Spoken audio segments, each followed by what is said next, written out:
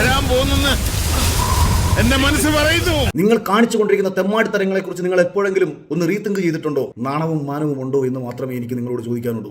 അതിനിപ്പോ എന്താ ആലോചിക്കാനിരിക്കണേ? അതിനാർക്കും അവിടെ അഭിപ്രായ വ്യത്യാസമുള്ളത്? ഒരുവൻ രാഷ്ട്രീയക്കാരനായി മാറുമ്പോൾ, പ്രത്യേകിച്ച് കമ്മ്യൂണിസ്റ്റുകാരനായി മാറുമ്പോൾ, അവനൊരു കൊലപാതകയായി മാറുന്നു എന്നുള്ളിടത്താണ് നമ്മൾ എതിർക്കപ്പെടേണ്ട പ്രശ്നങ്ങൾ വരുന്നത്. അതാണ് ഞങ്ങളുടെ കുടുംബത്തിന്റെ മഹിമ. എല്ലാ പൈപ്പറും നല്ല പൊളിയാ. കഴിഞ്ഞ ദിവസം ഒരു ചാനൽ ചർച്ചയിൽ ഒരു SFI നേതാവ് വരുന്നുണ്ട് പറയുന്നത് കേട്ടു. അവന് നിങ്ങൾ ഭക്ഷണം കൊടുത്തില്ല എന്ന് നിങ്ങളോട് ആരാണ് പറഞ്ഞത്? ആ പറഞ്ഞവനെ ഇങ്ങോട്ട് വിളിച്ചോണ്ടാ അടിച്ചവന്റെ കർണക്കുട്ടി ഞാൻ പൊട്ടിക്കും. 3 ദിവസമായിട്ട് അവനെ ഭക്ഷണം കൊടുക്കാതെ കെട്ടിയിട്ട് മർദ്ദിച്ചു എന്ന് നിങ്ങളോട് ആരാണ് പറഞ്ഞത്? ഹാഷ്മി പറയൂ, ഹാഷ്മി പറയൂ. ഞാൻ മുത്തച്ഛന്റെ കൂട്ട്, ഞാൻ മാത്രമല്ല അവരെല്ലാവരും അവര് തട്ടണമെന്ന് പറഞ്ഞ് ഞാൻ ഇങ്ങനെ ആരും മുട്ടാറില്ല അത് എന്ന് പറഞ്ഞ് ആവർത്തിച്ച് ഒരു വിവരം കെട്ടവൻ ചാനൽ ചർച്ചയിൽ ചോദിക്കുന്നത് ഞാൻ കേട്ടു.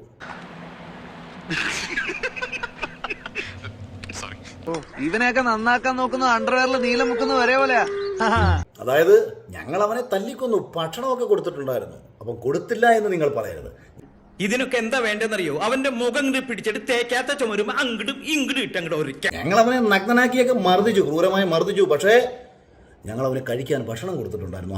എന്ത് ചെയ്യാം, ഹതഭാഗ്യരായ ഇവർക്ക് ദൈവം തലച്ചോറ് കൊടുത്തില്ല, അതിന്റെ പേരിൽ ബുദ്ധിയുമില്ല. അത്രയും മൂല്യബോധമുള്ള ഒരു മനുഷ്യരാണ് ഞങ്ങൾ. ഞങ്ങൾ അങ്ങനെ നിങ്ങളെ കിണങ്ങുന്നതല്ല.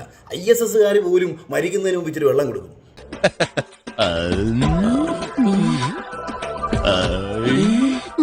എടാ നാറികളെ, ISSനെ കാട്ടിയും അപമാനിക്കപ്പെട്ട ഒരു രാഷ്ട്രീയ പ്രസ്ഥാനമായിട്ട് നിങ്ങൾ മാറുന്നത് നിങ്ങളുടെ ചെയ്തികൾ കൊണ്ടാണ്. നമ്മൾ എവിടെ പരിപാടി അവതരിപ്പിച്ചാലും ഇതാണല്ലോ അവസ്ഥ. നിങ്ങൾക്കൊപ്പം നടന്നൊരുവനെയാണ് നിങ്ങൾ കൊന്നതെന്ന് സംസ്ഥാന സെക്രട്ടറി ആശ്രോതൻ ഇരുന്ന് പറയുകയാണ്. അവൻ ഞങ്ങളുടെ കൂട്ടത്തിലുള്ളവനെ ഞങ്ങൾ കൊന്നത്. എന്താ ഉറക്കം വരുന്നു? ഞങ്ങളുടെ കൂട്ടത്തിലുള്ളവനെ ഒരുത്തൻ കൊന്നതിന് നിങ്ങൾക്ക് എന്താ വേണം എന്ന രീതിയിലാണ് പറയുന്നത്. അവൻ ഞങ്ങളുടെ പാർട്ടിയിലുണ്ടായിരുന്നു, ഞാൻ ഫോട്ടോ കാണിക്കാം. സത്യസന്ധമായ കാര്യങ്ങളിലുള്ള സമയത്തെല്ലാം നല്ല മൂത്തനാണല്ലേ. അപ്പൊ കൂട്ടത്തിലൊരുത്തനെ കൊന്നു എന്ന് അഭിമാനത്തോടു കൂടി പറയുന്ന ഒരു വിദ്യാർത്ഥി സംഘടനാ നേതാവ്. കൊള്ളാം മോനെ, നിന്നെ ഞാൻ നിരുത്സാഹപ്പെടുത്തുന്നില്ല. എനിക്ക് പരിപൂർണ വിശ്വാസമായി. ക്ഷമിച്ചോളൂ.